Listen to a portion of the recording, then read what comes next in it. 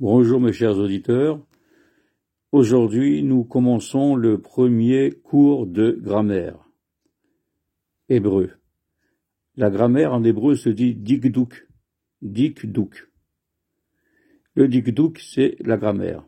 Nous allons faire des choses faciles pour vous encourager à apprendre la grammaire du plus facile au plus compliqué. Grâce à la grammaire, vous allez apprendre plus vite à acquérir la langue hébreu, aussi bien l'hébreu moderne que l'hébreu de la Torah. Sachez qu'il y a 3 temps principaux. Il y a le présent, le passé et le futur. Ce sont les 3 temps principaux de la langue hébreu. Et il y a 4 groupes. Comme en français, il y a 3 groupes, en hébreu, il y a 4 groupes. Aujourd'hui, nous allons apprendre le premier groupe qui s'appelle Kal ou Paal, et vous allez voir que il commence toujours par O, et après c'est E, serré, O, E. Ici, c'est le mot Kotev. Kotev, en hébreu, veut dire écrire. Alors ici, voici les pronoms personnels. Au masculin singulier.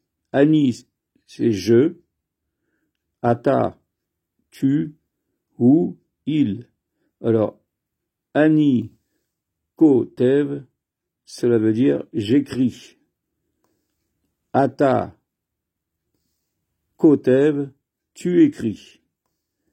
Ou, il kotev, il écrit. Donc, vous voyez, les 3 ont le même verbe. Maintenant, prenons le singulier féminin.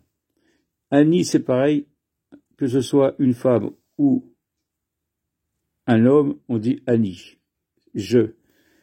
Mais pour le tu, on voit une différence. Là, pour une femme, on dira at, tandis que pour un homme, on dira ata. Ata, c'est tu au masculin. At, c'est tu au féminin. Et hi, elle au féminin. Et ou au masculin. Il au masculin. Donc vous voyez ici, maintenant, le verbe change un petit peu. C'est toujours o, ça commence par o. Et ça se termine par tav. Vous voyez, ça va faire ani kotevet, ça veut dire j'écris pour une femme.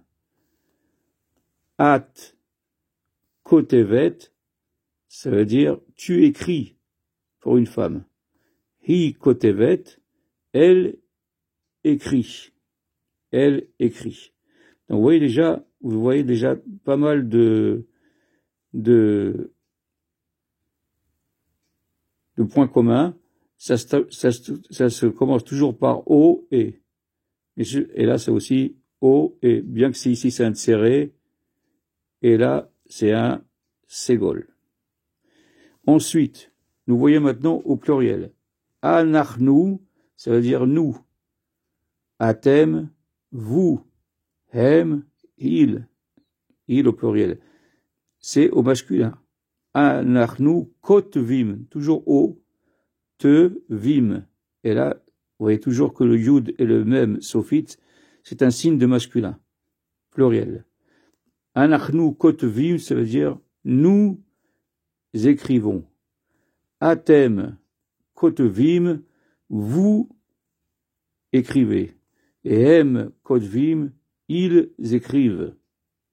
Regardez maintenant le féminin. Anachnu, c'est pareil, anachnu au masculin, qu'au féminin, ça veut dire nous. Anachnu. Aten, vous au féminin, et en, elle au féminin. Vous voyez la différence avec atem, aten. Hem, hen.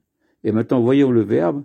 C'est toujours, ça commence par o, kotvot. Et ça, vous allez voir toujours que le vav, le cholam avec le tav, c'est un signe de féminin pluriel. Donc, anachnu kotvot, nous écrivons pour des femmes. Aten kotvot, vous écrivez pour des femmes. Et hen kotvot, elles écrivent pour des femmes. Donc vous voyez qu'il y a une distinction pour le genre dans les verbes.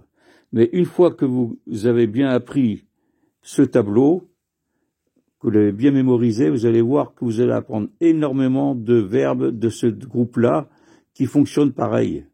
Un exemple, c'est pas écrit, mais je peux vous le dire, l'omed. L'omed, ça veut dire apprendre. Alors là, je dirais ani lomed, parce que c'est un verbe du premier groupe.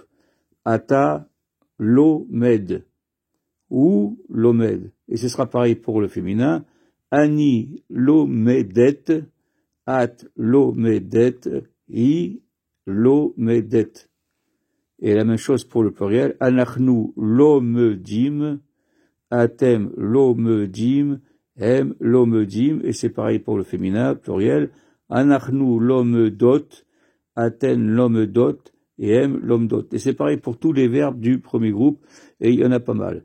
Je ne vous dis bien, je ne veux pas vous parler des exceptions, parce que dans toute grammaire, il y a toujours des exceptions. Si ça commence par Aleph, ou Ayin, ou Chet, je ne vais pas le faire. Je fais pour l'instant du plus facile au moins facile. Donc déjà, avec ce groupe-là, essayez de bien l'apprendre.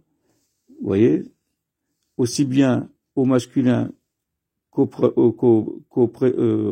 féminin et au pluriel ici. Vous voyez, donc essayez de bien mémoriser. Et après, nous allons faire des exercices. Toujours un verbe du premier groupe au présent. Comme ça, ce sera automatique. Et après, on pourra changer toujours au présent de groupe. Vous voyez, on passera au deuxième groupe.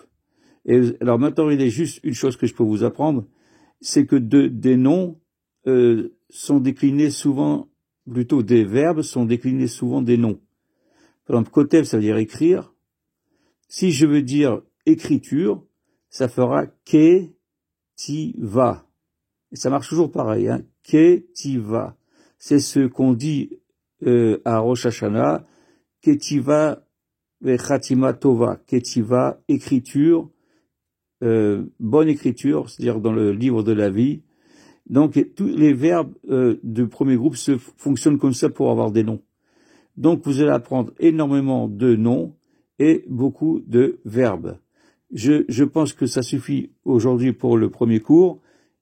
L'essentiel, c'est que vous regardez plusieurs fois cette chose-là, ce tableau-là, jusqu'à que vous le connaissez bien, et après on pourra se permettre de continuer. Donc je vous souhaite un bon apprentissage et à bientôt.